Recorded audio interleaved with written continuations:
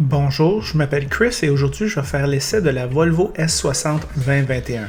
Une branchable est disponible, celle-ci aujourd'hui est le moteur à essence, le T5. La S60 en version T5 a une version de base Momentum à 45 000 qui est une traction avec un 4 cylindres turbo qui fait 250 chevaux. Pas d'infos sur le site web sur le couple. Un système audio Harman Kardon est disponible en option unique au lieu d'un groupe d'options. Après, il y a le R-Design qui est une version au look sportif et Inscription qui est un modèle de luxe. Je vais regarder l'extérieur, l'intérieur de cette R-Design et l'amener sur la route. Et à la fin de cette vidéo, je pense que je vais vous persuader que Volvo est une entreprise de design extérieur supérieure, pas seulement une entreprise de sécurité. Vos commentaires sont les bienvenus, j'aime les lire. Je me souviens de l'apparence extérieure de cette S60 assise devant mon ordinateur. Il y a 20 ans, Volvo avait un look moyen. Aujourd'hui, c'est une top modèle. L'intérieur est average pour la catégorie avec des aspects brillants. L'espace pour une berline premium compacte est énorme. Le coffre, les sièges arrière et les sièges avant sont tous suffisamment spacieux. Bravo Volvo! Il est généralement difficile dans le monde de la berline sport de faire compact à l'extérieur et si spacieux à l'intérieur. Ces sièges ressemblent à des sièges surrembourrés et inconfortables pour plaire aux chroniqueurs sur YouTube et personne d'autre, mais j'ai tort. Ces sièges sont impressionnants, confortables, spacieux, de la grande classe. Les évents et l'ensemble général de cet intérieur ne font pas top niveau comme la série 3, mais le S60 est moins cher option pour option. Le design minimaliste est agréable à regarder, mais l'ergonomie n'est pas évidente, peu intuitive. Le bruit de la route est agréablement atténué, la conduite est confortable, la puissance adéquate, la transmission automatique 8 vitesses n'attire pas l'attention sur elle-même et R-Design est livré avec la traction intégrale. Un mot sur le site web de Volvo. Des choses simples comme des chiffres de couple et une ventilation de l'économie de carburant sont difficiles à trouver. Transport Canada dit 10,8 litres en ville et 7,2 litres sur l'autoroute avec traction intégrale. Cette R-Design commence à 53 900, est disponible dans une multitude de couleurs extérieures et intérieures et est livrée de série avec un système audio Harman Kardon avec un système audio Bowers & Wilkins en option développant 1100 watts. Fou. Si vous pouvez le permettre, allez-y. Et vous pouvez ajouter les sièges massants en option pour bonne mesure. Voici nos réflexions sur la route. Bonjour les amateurs de voitures. Aujourd'hui, Ross m'apporte la Volvo S60 T5, le R-Design 2021, équipé au bouchon, comme Ross aime dire. Ross, qu'est-ce que tu en penses de ce véhicule-là? Bien, déjà, on est dans la troisième génération de la Volvo S60. Oui. Comme tu disais, bien, on a la version S60 R-Design. Top Safety Pick Plus, fait que voiture très sécuritaire, selon l'ADN de Volvo, selon l'image de Volvo. Et puis, ben, le prix, ben, comme les Allemands, ben, les Suédois ont trouvé que mettre des groupes d'options, ça peut être payant. Ce qui fait que notre modèle est à 64 815 $, plus TPS TVQ en devise canadienne. Fait que c'est quand même une voiture là, pas donnée à toutes les bourses.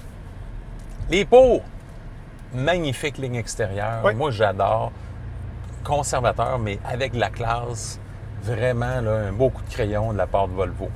Belle qualité d'assemblage, belle peinture. Vraiment, sans reproche à ce niveau-là.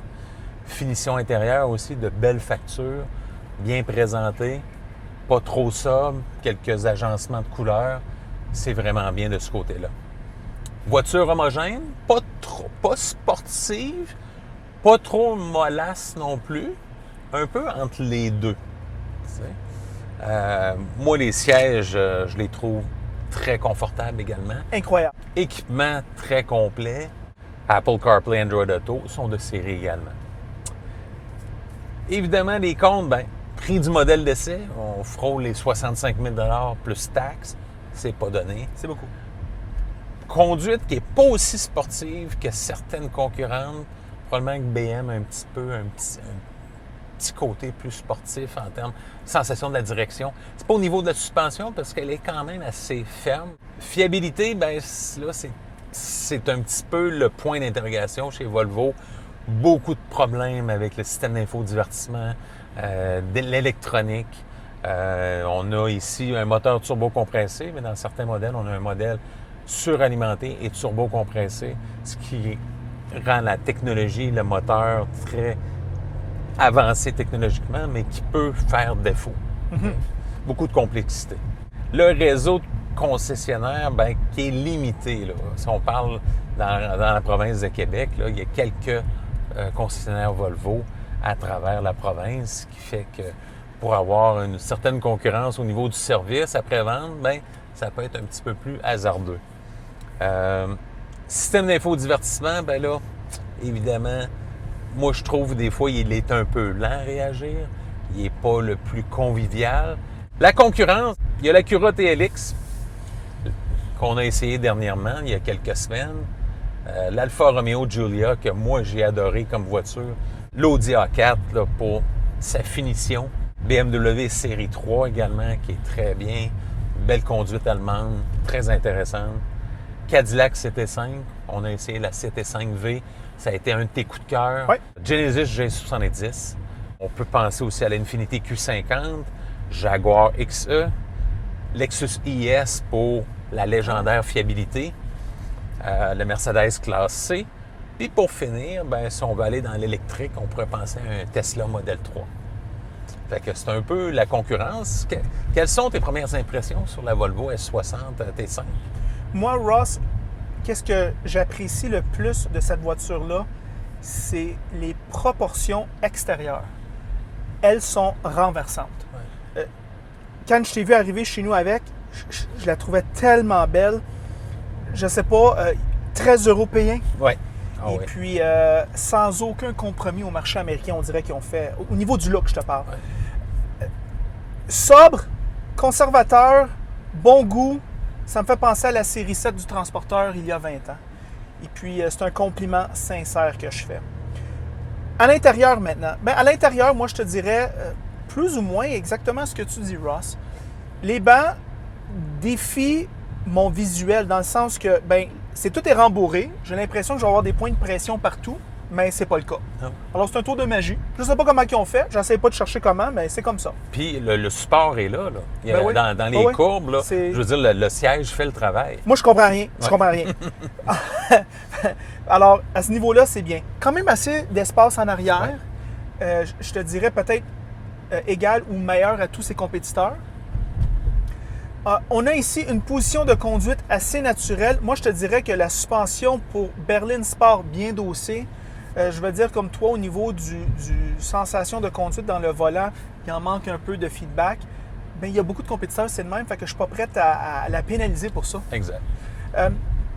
Le tableau de bord digital, très beau. L'infodivertissement, quand même, très beau. Moi, je te dirais, même critique que toi, compliqué à utiliser au coup d'œil. Pas intuitif. Et puis, je pense qu'il y a des compétiteurs qui font mieux à ce niveau-là. Au niveau du moteur transmission, comme tu dis, c'est vrai qu'il y a une bonne puissance. C'est correct à ce niveau-là. La transmission, elle réagit d'une vitesse assez vite. Mais par contre, je te dirais qu'on ne peut pas comparer aux Allemands et même, je te dirais même à Acura. Le moteur de transmission est supérieur à ce véhicule-là. Moi, je te dirais que la qualité des portes laisse à désirer versus certains de ses compétiteurs. Moi, je te dirais que ici, les hottes de ventilation, aussi belles qu'elles le soient, moi, je te dirais qu'à niveau 2, sont bruyants et peut-être la qualité, peut-être les Allemands font mieux, moi, je te dirais, à ce niveau-là. Mais c'est des petits détails, Ross, ça ne distrait pas de la qualité générale de ce produit. Ross, moi, je te dirais, si on va acheter, mais comme la majorité de ses compétiteurs, je ne suis pas sûr à propos de la fiabilité à long terme, si on va louer, je trouve que c'est très bien. Ouais. Moi, je trouve que, contrairement peut-être aux Acura, aux BMW, aux Mercedes de ce monde, il y a peut-être un cachet un peu unique et le look extérieur amplifie ça. C'est quand même distinctement Volvo comme look. C'est comme personne d'autre. Ross, tes pensées finales? Évidemment, voiture que moi, je recommanderais en location. Ouais. J'aurais quand même... j'aurais le pied sur le frein pour ce qui est de l'achat. Il n'y a peut-être pas le sex appeal des voitures allemandes, mais il y a un petit côté distinctif qui est, je trouve, intéressant. Fait que moi, en location, là, j'aurais aucun problème. En tout cas, assis ici, Ross, c'est facile à vivre avec à tous les jours au niveau du confort. Tout à fait. Ça, il n'y a aucun doute.